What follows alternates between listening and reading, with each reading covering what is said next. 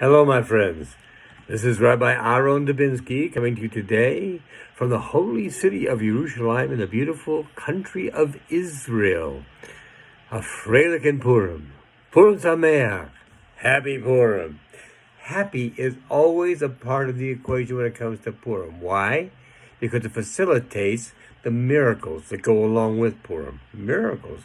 What miracles, you say? Think about it. When we do the Amidah, we insert a paragraph for Purim, just like we do for Hanukkah. And it begins, Al HaNisim, because of the miracles. Because there are more miracles and more miracles and more miracles. Esther tried to hide, and she couldn't. How did they even know where she was? They were looking for women. They were looking for the pretty young girls in the country of Persia. All the pretty young girls were bring before the king Ahasuerus. All the pretty young girls. She wasn't young. She didn't even say she was pretty. It said she had a grace. It says that that people liked her. There was something about her that was attractive.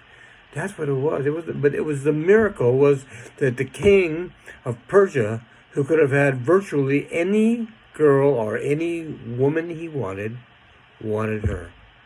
All of them came with all their tricks, all the things they wanted to do to impress the king because they all wanted to be chosen. I mean, who wouldn't want to be the queen?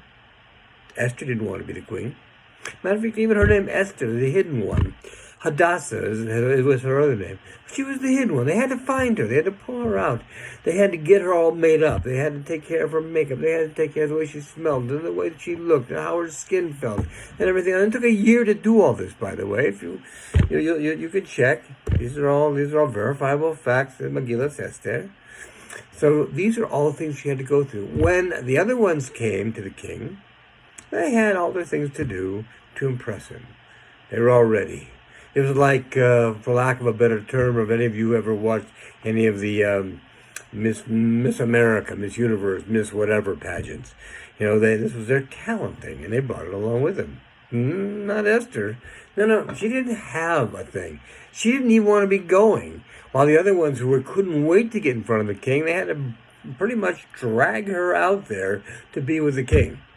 It's an amazing thing. But it goes to show what the miracles are of Purim. Also, in Purim, it says that the Jews were saved because 1 million Jewish children said Shema. Said Shema.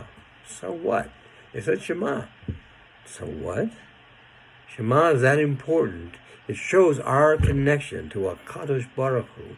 It's the most important thing we could do, and we had 1 million children doing this. So, you can see that in itself doesn't seem like it would be the thing, but yes, it was. You see, the attachment to Hashem is a great thing. To be closer to Him gets you what you need in the way of things that could actually be called miraculous. And we've talked about this before. There are miracles every day in our lives. We see them all the time, and something we don't see all the time. We see the miracle that we get up in the morning, that Hashem in His infinite wisdom creates the world anew every day, and has chosen us as one of His team members for today. We're up. I say thank you. Modeh ani lefanecha. I want to thank you. My eyes work, my hands work, everything on me works. This is really good. Thank you, Hashem. If you don't believe, by the way, that's enough of a miracle, visit any hospital in your neighborhood, any hospital that you could go to, and you'll find out there are a lot of people who wish they had the miracles that you have and that you may not yet appreciate. How can you be truly happy? By appreciating what you have. That's not me saying that. That comes out of Pirkei Avos. It's important. Who is truly happy? The one who is satisfied with what he has. Can you want more? Yes, you can want more. That doesn't preclude the need for wanting more, desire for wanting more. You can be satisfied with what you have and still have wants. I tell people all the time that my needs are small. My wants are many. There are many things I would love to have if the opportunity presented itself. But in the meantime, am I going to be miserable because I don't have them? I don't think so. I'm not going to be miserable because I don't have them.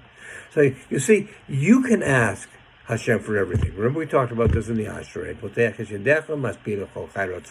You open your hand and provide for the needs of every living thing. It doesn't say the needs, actually. It says Ratzon, the desires. So, take him up on it. Ask for the things that you need. Ask for the things that you want. But make sure that what you ask for is worth having, first of all. And make sure that what you ask for is really what you want. There was an old saying during the 60s said, be careful what you wish for. You may surely get it. And that's a good example. You can see this around all day in the news today. People talking about free this, free that, everything else. Nothing is free. You know that. I know that. Everybody knows that. You have to pay for everything. You have free medical care. What are you going to not pay the doctors? You're not going to pay the pharmaceutical companies? You're not going to pay the hospital? Somebody has to pay them, so who's going to do it? The government. Who's the government? Oh, that's us. The ones who pay their taxes into it. Oh, no, just the 1%. God, if I hear this again, I'm going to get sick. The 1%, the people with all the money. Okay, let's, for the sake of argument, say you can do that. The 1%, they're going to pay for everything, okay? If you took all their money and you put it all in one account and you paid everything out of that you say you're going to pay, that's for free, in a year and a half, there'd be no money left. And now what do you do? Now what do you use to pay these things? That's a problem.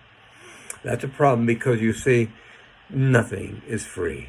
Medical care isn't free. College tuition isn't free. I'm constantly amazed. I talk to people, and they've got $80,000, $100,000 in tuition debt from college, and they're complaining. They're so sad because their burden is like, one person said to me one time, it's like having a mortgage but no house to go with it. And I would agree. It's an awesome burden. But who made the choice?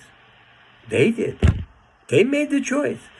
And did they make a wise choice? I don't know. If they took a major in accounting, perhaps they did, because they'll get it back very quickly. A major in law, yeah, perhaps they did, because they'll get it back very quickly after school. If you took a major in English philosophy, however, might find it very difficult, very challenging to find something where you could get the money to pay back what you have. But let's get back to the subject of miracles, because right now we have a situation around us. And I'm going to go ahead and say those nasty words that nobody wants to say. Coronavirus. Coronavirus. It's killing dozens of people. I mean, in China, it may have killed hundreds, maybe thousands. In China. In Iran, because they didn't treat it, they didn't work with it, they did not report it properly. Again, maybe hundreds. In America, so far, as last recall, 10 people were dead from this coronavirus. 9 of them were over 85, in poor health, and living in the same facility. Now, let's take this for a minute and let's put it in perspective. Real perspective. It's an influenza virus. Let's take a look at influenza virus. That's the flu. We call this the flu. This is cold and flu season, which also is why this is so important. Okay. The flu in America this year, just in America, just in the United States, 4 million people came down with the flu. 200,000 of them plus had to go to the hospital because of it.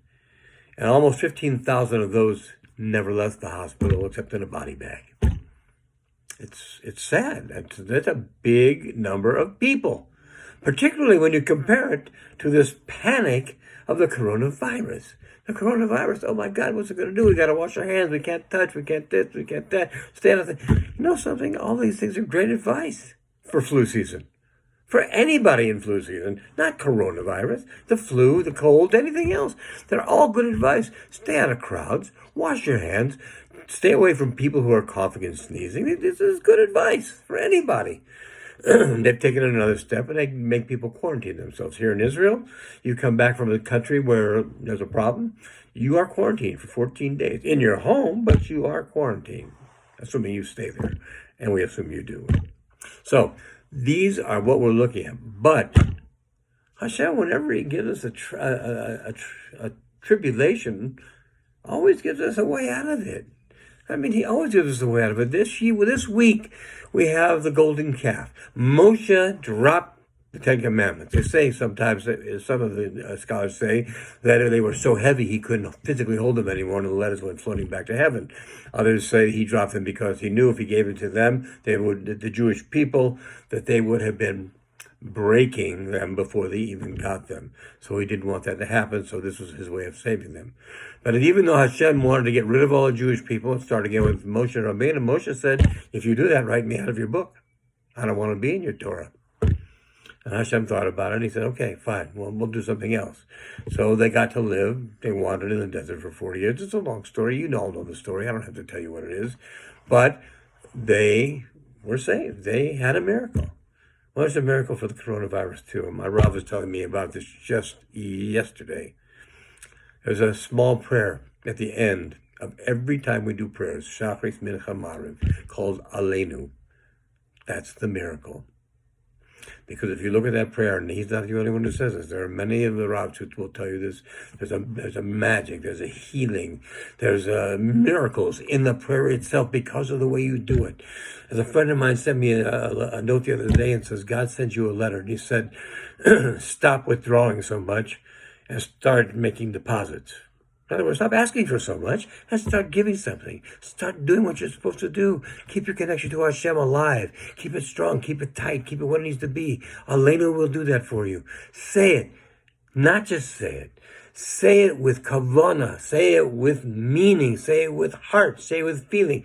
Then you can say it 2-3 times. You can say it as much as you want. The more you do, the more likely there is to be miracles in your life. That's what we want. Miracles in our life. We can't ask for miracles, but we can't accept them. So, having said all that, I want to wish you all, again, a Freilich and Purim. A Purim Sameach, a happy Purim. Joy also brings miracles in your life. So bring the miracles, bring the joy. Have a wonderful life, a wonderful Purim, and God bless you all. All the best. Bye-bye.